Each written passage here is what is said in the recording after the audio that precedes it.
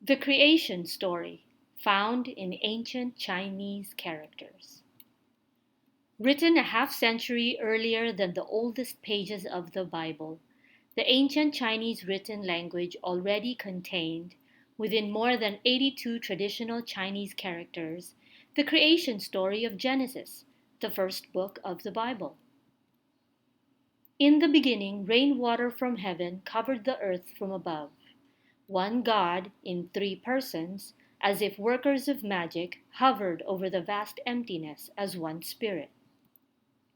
As one person in heaven, God the sovereign emperor proclaimed, with words like vapor from his mouth, and what seemed 1,000 motions of his tongue, that the heavens above and our one earth below it spring forth and sprout life, plants, animals, birds, sea creatures, all in majestic motion.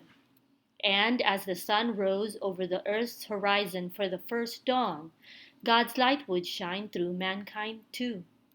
Created walking and talking, conversing with words, yet naked and bare, the first two moving people of dust glowed as if robed in fire.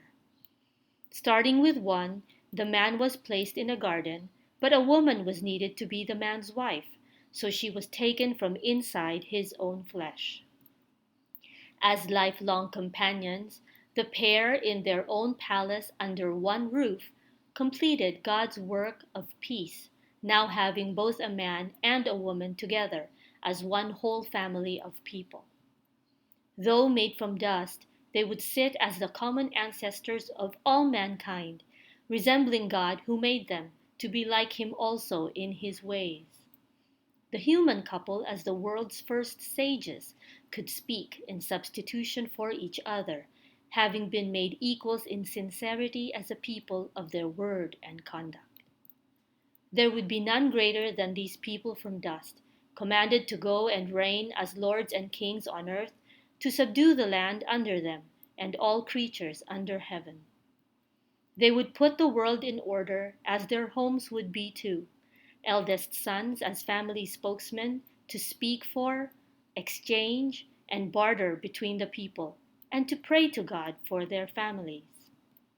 And God would visit and inspect to see if they continued in the happiness He had made for them, to be alone with Him in intimacy in the garden, and posterity awaited their descendants one after the other.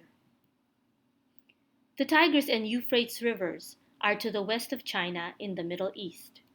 It was in this garden where the first people of dust were to start the human family.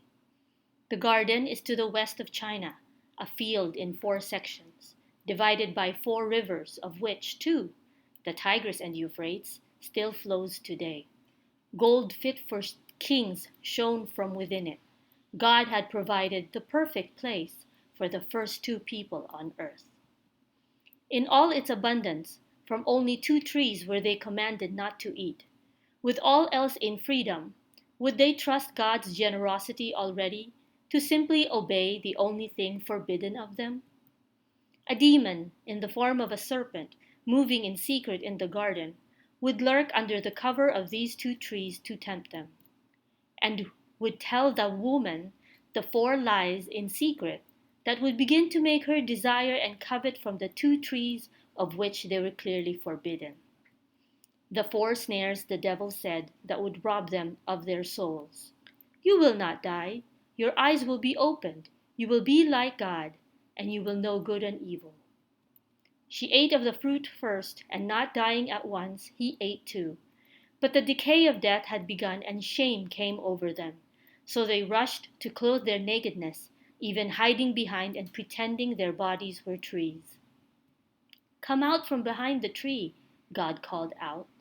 And He clothed the 2 offenders with animal hair, as they appeared before Him for the punishments no righteous God could overlook. The gravity of the offense merited the knife, death, as He had warned them.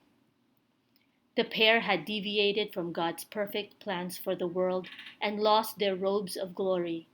They were expelled from the garden as offenders, traveling on foot and barred from the tree of eternal life, lest they eat of it also and live forever and remain in their fallen state. Since then, the pair and all mankind face the grave, are returned to dust, the penalty of believing the four lies in the serpent's words, indeed taking lives as surely as by knife. And clothing the pair to cover them was only the beginning. The knife would continue its judgment by the shedding of blood upon generations that follow. Because of the peace of the two trees that they ate, women would bear children in great pain. God also placed a double-edged sword to bar all mankind together from entering the garden. And the grass of those ancient days gave the offenders sorrow by their troublesome thorns. Thus, an eternal pattern to restore man to righteousness was proclaimed at the edge of the garden. A ceremony of animal sacrifices of unblemished lambs and bulls were made by knife. The lamb was the sign of the virtues that makes God truly happy, fulfilled perfectly by Jesus Christ in his life of 33 years in ancient Israel. He taught openly to crowds and miraculously healed the lame, sick, blind, and demon-possessed, but was executed for blasphemy and died a criminal's death in that wicked generation. He was publicly nailed on a cross in Rome around 30 to 36 AD. Jesus had come as the unblemished lamb, promised to make us righteous again, no longer cut off from the hand of God, what symbolic animals could point to but never fulfill. But Jesus rose from the dead after 3 days, breaking that curse of death and decay on mankind with his perfect life, so that man could be forgiven and also live forever. At the execution of Jesus, his body was the tree, and no hiding or sacrifices of flesh would we need to do again. But the world would continue to grieve God throughout the generations, before and after Jesus' lifetime, until now as we wait for him to return as our God King, restoring his full imperial dominion over the whole earth as the curse wraps up to a final close. Even the first elder brother would replace that honor with branding. God placed a mark on him to distinguish him for his cruelty to his younger brother, who he murdered out of jealousy. And trouble would grow more commonplace as the generations of fallen people continue. Today, we follow along from the family of 8 people on the boat built by Noah at God's instruction, when God was so grieved that he had made man and decided to flood the whole earth over. Though not a drop of water had ever fallen on the ground, Noah trusted God and obeyed his instructions. So the entire world was only 8 people saved in total altogether.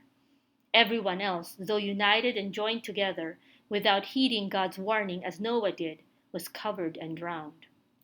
Noah, our common public grandfather, lived in caves after the flood, which his family of 8 left empty when they worked in the fields. Their survival still speaks of God's willingness to keep his promises. Our 8 elders survived the flood by building the boat God told them to build. The command to scatter and fill the earth followed Noah's descendants. So generations after him, when the total of all people on earth were in the thousands, they had to migrate apart from one another to subdue the earth, even on foot, because they still lived in one city at the time. But they had united in defiance as one people together and built a tower with clay bricks from grass instead, so high, they thought, that it would reach heaven, their miscalculation. So God confused their tongues, and they were forced to move apart, now divided according to language, and the migration from the great divide in the west covered the earth with many nations, as God had wanted.